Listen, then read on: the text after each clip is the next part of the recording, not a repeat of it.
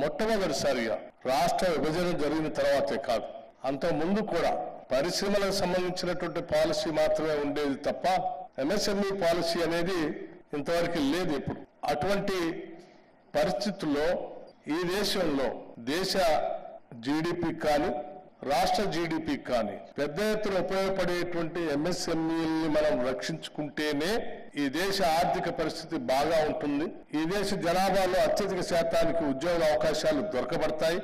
పెద్ద ఎత్తున ఉపాధి ఉద్యోగ అవకాశాలు కల్పించడానికి పనికొచ్చేటువంటి ఈ పరిశ్రమల పైన దృష్టి సారించాలని మా నాయకుడు శ్రీ రాహుల్ గాంధీ గారు ప్రత్యేకంగా గత కొన్ని సంవత్సరాల క్రితం ఇదే హైదరాబాద్ నగరంలో తాజ్ కృష్ణాలో ఒక ప్రత్యేకమైనటువంటి సమావేశాన్ని ఏర్పాటు చేసి ఎంఎస్ఎంఈకి సంబంధించినటువంటి పరిశ్రమల పెద్దలందరినీ కూడా పిలిచి వారితో మాట్లాడటమే కాకుండా ఈ దేశానికి కూడా ఒక పిలుపిచ్చారు. వారు దీనిపైనే ప్రభుత్వాలు దృష్టి సారించి ముందుకు పోతేనే దేశ ఆర్థిక వ్యవస్థ బాగుపడుతుందని, ఇంక్లూజివ్ గ్రోత్ కూడా తీసుకొని రావడానికి ఉపయోగపడుతుందని చెప్పిన ఆ పాలసీని మా రాష్ట్ర ముఖ్యమంత్రి శ్రీ రేవంత్ రెడ్డి గారు ప్రత్యేకంగా దృష్టి సారించి పరిశ్రమల శాఖ మంత్రి గారితో మాట్లాడి మన విధానం ఇది అని చెప్పే విధంగా ఒక గొప్ప పాలసీని తీసుకొని రావాలని చెప్పి ఈ పాలసీని రాష్ట్ర ప్రభుత్వం ఈరోజు ప్రకటించింది.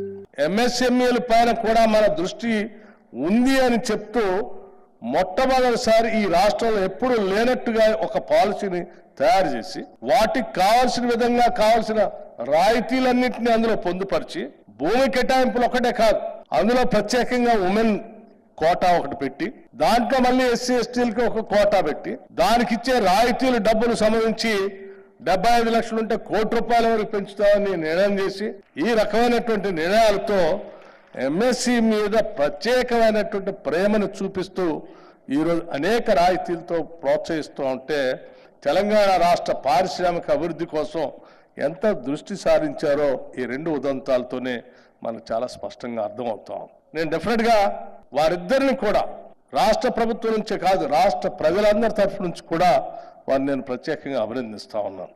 ఎంఎస్ఎంఈలు ఈ రాష్ట్రానికి రావటానికి తెలంగాణ రాష్ట్రం అంటే ముఖ్యంగా హైదరాబాద్ నగరం చుట్టూ పెద్ద ఎత్తున రావటానికి ఆనాటి కాంగ్రెస్ ప్రభుత్వాలు ఒకసారి ఆలోచించేయండి. బిహెచ్ఎల్ కానీ బీడీఎల్ కానీ ఈసీఎల్ కానీ లేదా డిఆర్డిఏ కానీ డిఆర్డిఓల్ కానీ ఐడిపిఎల్ కానీ రకరకాల ప్రభుత్వ రంగ సంస్థలు ఆనాటి కాంగ్రెస్ ప్రభుత్వాలు పెద్ద ఎత్తున ఈ హైదరాబాద్ పరిసర ప్రాంతాల్లో వాళ్ళు పెట్టారు కాబట్టే వాటికి అనుబంధంగా అనేక ఎంఎస్ఎంఈలు ఈరోజు రాష్ట్రంలో పెద్ద ఎత్తున వచ్చాయి.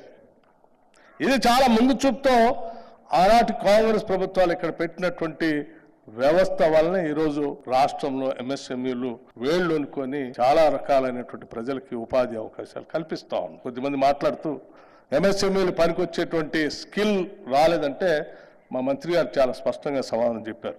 స్కిల్ యూనివర్సిటీ కానీ ఐటీఐ యూనివర్సిటీలు కానీ ముఖ్యమంత్రి గారు వారు కలిసి కూర్చొని ఈ వ్యవస్థకి ఈ పరిశ్రమకి కావలసినట్టు స్కిల్స్ సంబంధించినటువంటి విద్యార్థులను అంటే మానవ వనరులు అందించడానికి కావాల్సిన విధంగా ఈ ప్రభుత్వం అధికారంలోకి వచ్చిన మరుక్షణమే తీసుకున్నటువంటి ఒక గొప్ప నిర్ణయం young India skill university and ITI advance centres అని కూడా నేను చెప్తా ఉన్నాను.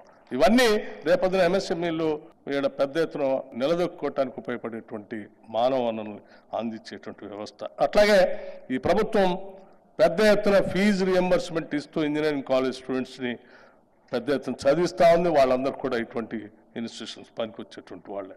అట్లాగే ఈ ప్రభుత్వం మహిళలకి దళితులకి అట్లాగే వెనకబడినటువంటి వర్గాల వారికి ఇంక్లూజివ్ ఆర్థిక వ్యవస్థలో భాగస్వాములు చేయడానికి ఆర్థిక వనరులు అందరికీ సమానంగా అందుబాటులోకి వచ్చి ఈక్వల్ ఆపర్చునిటీస్ వచ్చేటట్టుగా చేసేటువంటి ప్రక్రియ కూడా నాంది పలికి ఒక సోషల్ జస్టిస్ కూడా ఇందులో స్పష్టంగా పునాదులేసి ముందుకు తీసుకొని పోతుంది కాంగ్రెస్ ప్రభుత్వం.